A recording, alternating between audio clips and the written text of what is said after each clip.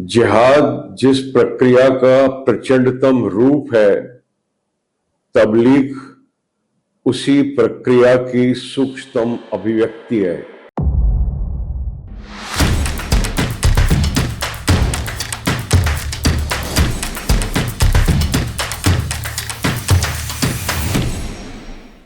कभी नहीं सोचा था कि एक दिन ऐसा भी आएगा। ये जो टाटा कंसल्टेंसी सर्विस के अंदर जो एक तबलीग की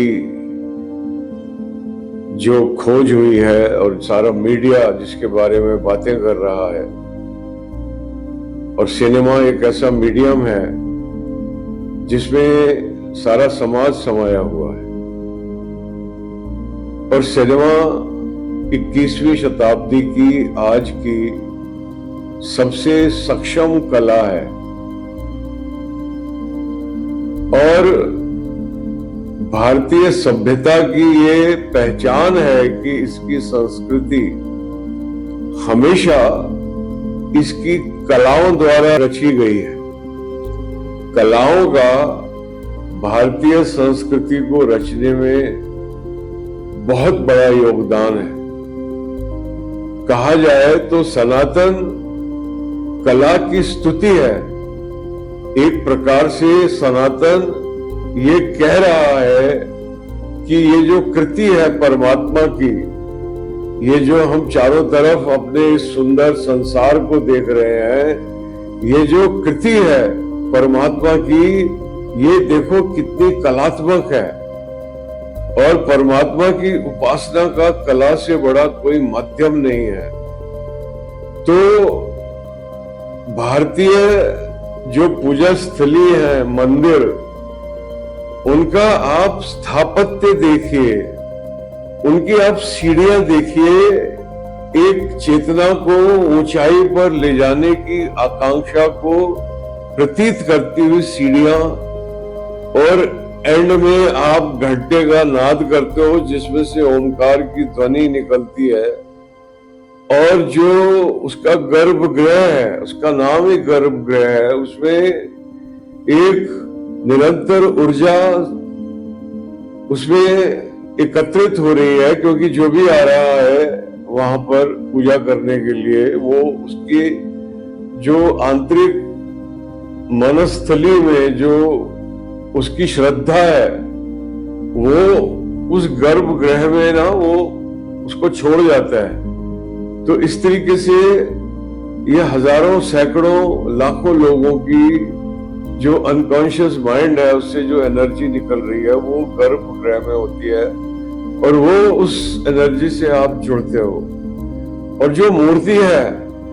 जो इसका मजाक उड़ाते हैं, जिनको ये सिखाया गया है कि ये तो देखो मूर्तियों को पूजते हैं, वो मूर्तियों को ना देखे, मूर्तियों के पीछे जो कलाकारी है और जिस एकाग्रता के साथ उस मूर्ति को गढ़ा गया है, उसको देखें, तो उनको इस बात का साक्षात्कार होगा कि सनातन धर्म को मानने वाला मूर्ति को नहीं पूज रहा, वो कला को पूज रहा है। और कला को पूज रहा है मतलब कि परमात्मा को एक कलाकार के रूप में पूज रहा है, और इस बात को स्वीकार कर रहा है कि हे परमात्मा, तुझ तक पहुंचने का पता नहीं कौन सा मार्ग है, कौन सा मार्ग नहीं, लेकिन तूने जो इस संसार का निर्माण किया, इस अभूतपूर्व कलात्मक संसार का निर्माण किया, तो ऐसा प्रतीत होता है कि तुझ तक पहुंचने का कला से बेहतर और कोई माध्यम नहीं हो सकता। तो आप मंदिर के स्थापत्य में कला को देखिए, मंदिर की मूर्ति में कला को देखिए, मंदिर के अंदर किस प्रकार से स्थान को, स्पेस को संयोजित किया गया है, उस कला को देखिए, और वहां पर होने वाली कलात्मक जो इवेंट्स हैं उनको देखिए। मंदिरों में शहनाई वादन होना चाहिए, सितार वादन होना चाहिए,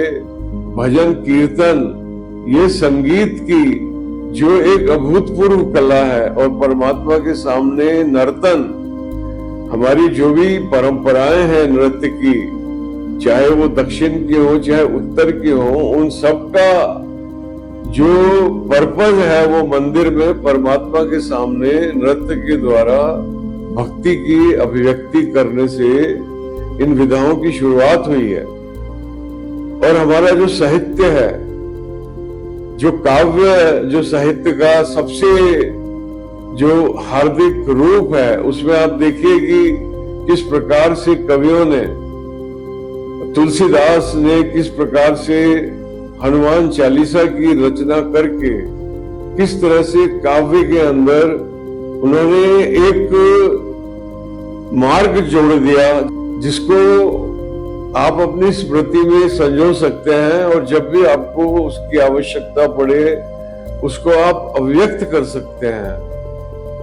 ऐसी कोई सी भी परिस्थिति नहीं है मानव जीवन की जिसका निदान उन्होंने हनुमान चालीसा में ना दिया हो। नाशे रोग हरे सब पीड़ा, जपत निरंतर हनुमत वीरा। यानी कि रोग से मुक्त रहना और पीड़ा से मुक्त रहना, ये हर व्यक्ति की आंतरिक से आंतरिक चाह है, और वो उसके अंदर अभिव्यक्त हो रही है काव्यात्मक रूप से।